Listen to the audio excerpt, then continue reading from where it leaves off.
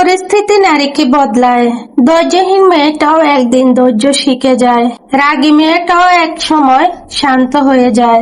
অল্প আঘাতে কাঁদা মেয়েটাও একদিন কাঁদতে ভুলে যায়। সব সময় হাসি খুশি থাকা মেয়েটাও মনের ভিতরে হাজার কষ্ট লুকিয়ে রাখে। সব সময় বক বক করা মেয়েটাও এক সময় চুপ হয়ে যায়।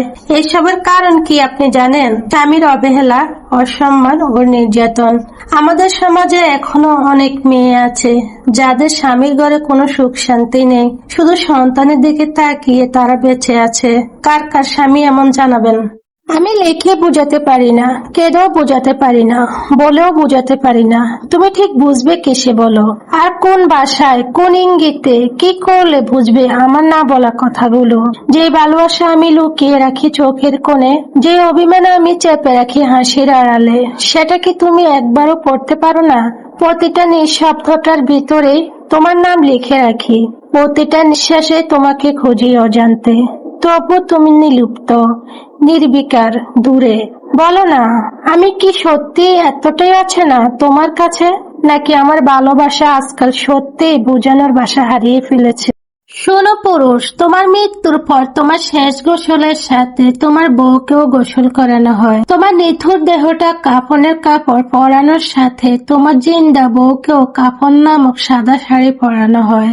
ওহে পুরুষ, তুমি সেই বউকে খারাপ বলো, অপমান করো কিভাবে? আমি এই নিষ্ঠুর দুনিয়াকে খুব কাছ থেকে দেখেছি স্বার্থের টানে কিভাবে মানুষ রং বদলায়, কিভাবে সময়ের ব্যবধানে প্রিয়জনেরা অপরিচিত হয়ে যায়। বিশ্বাস করুন, জীবনের চরম দুঃসময়ে যখন নিজের অস্তিত্ব নিয়ে লড়াই করতে হয়, তখন আল্লাহ ছাড়া আর কেউ নিঃস্বার্থভাবে সঙ্গ দেয় না। তিনি তখনই শুনেন যখন কেউ শোনার থাকে না। তিনি তখনই পথ দেখান যখন সব পথ রুক্ষ হয়ে যায়। আজকে তো সোমবার, পবিত্র লাইলাতুল কদরের রাত। আজকে এই রাতে মহান আল্লাহ তাআলা মক্কা হিরা গুহায় পবিত্র কোরআন শরীফ নাজিল করেছিলেন। হে আল্লাহ, এই রমজানে যাদেরকে আপনি ক্ষমার ঘোষণা দেবেন তাদের মধ্যে আমাকেও রাখেন। হে আল্লাহ, আপনি আমার ধৈর্য বাড়িয়ে দেন, যেন আমি সকল পরিস্থিতির সাথে নিজেকে মানিয়ে নিতে পারি এবং সব সময় আপনার দরবারে শুকরিয়া আদায় করতে পারি। আমিন।